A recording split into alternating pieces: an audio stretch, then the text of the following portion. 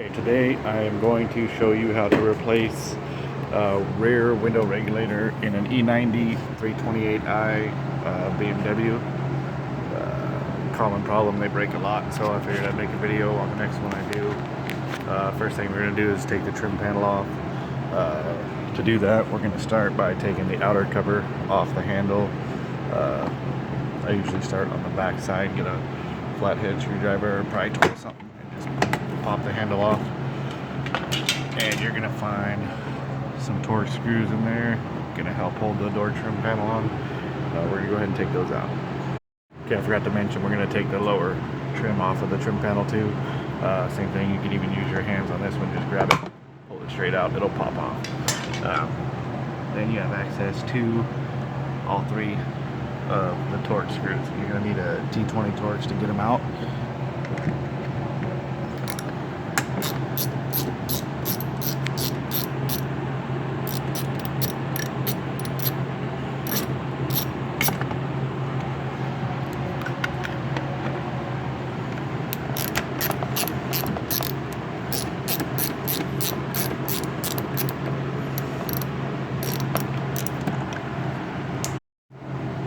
Okay, screws are out. Next thing we're going to do is pull the trim panel off.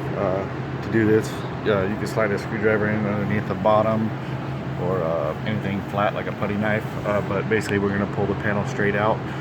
But don't pull too hard because there's a cable on the handle that's still going to be connected and you don't want to break that. And also the lock rod comes through the top. So just grab the bottom of the panel, pull it loose, pull the top off. And then we're going to tilt it back, and right here we're going to see the cable. Now on this cable you're just going to pull it straight off, take the whole piece off in one unit, and then just pull the lock rod out. Then the only thing left we have is the wiring for the up and down switch.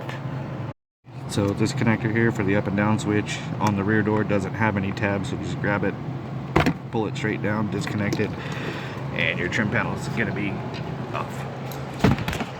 Trim panel's off. You're going to see the insulation on the inside of the door behind the trim panel. Kind of nasty when you take it off, but it's held on by a butyl tape. You're just going to pull it, peel it back, and you'll see what I'm talking about. Try not to get the butyl tape all over yourself.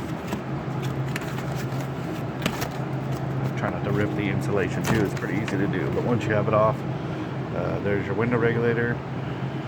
We're going to disconnect the window from the track.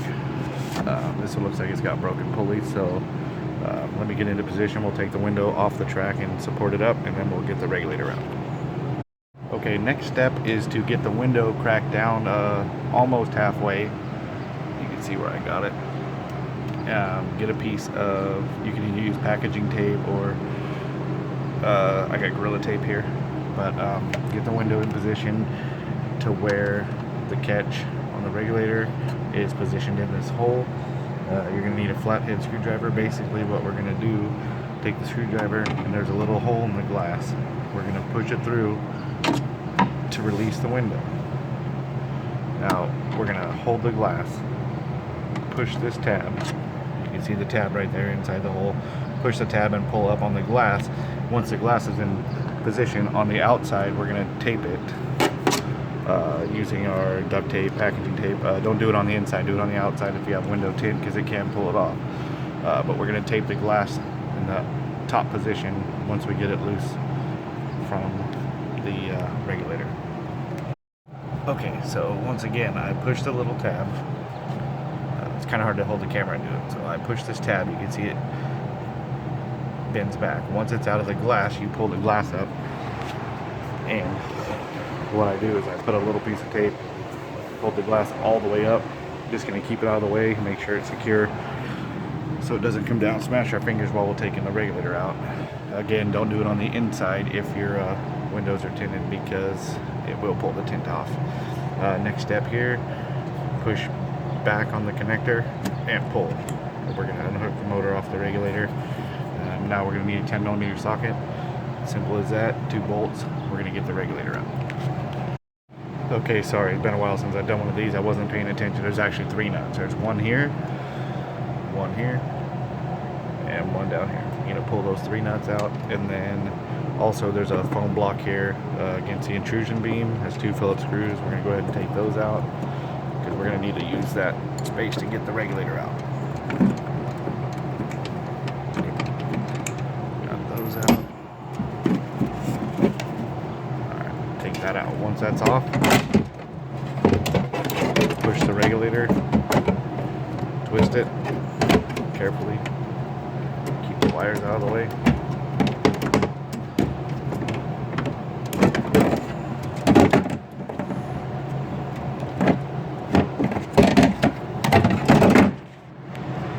It's hard to hold the camera and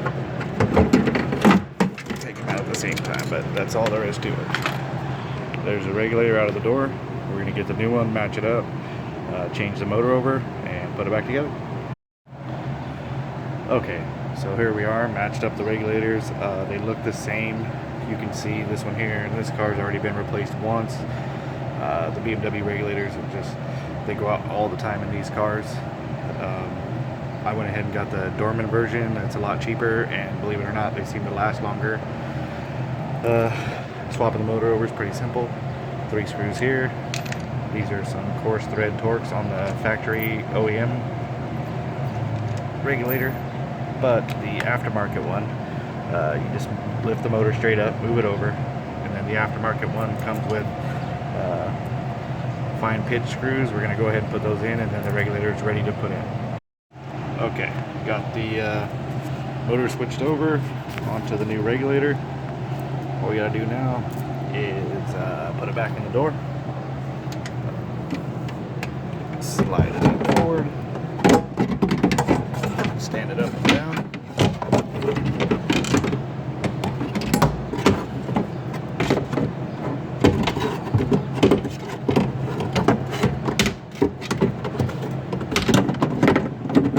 And set it back on.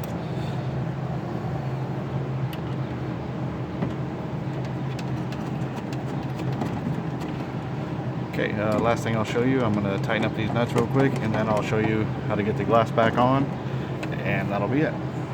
Okay, I got the 3 nuts on the regulator, put the foam block back in with the 2 Phillips screws.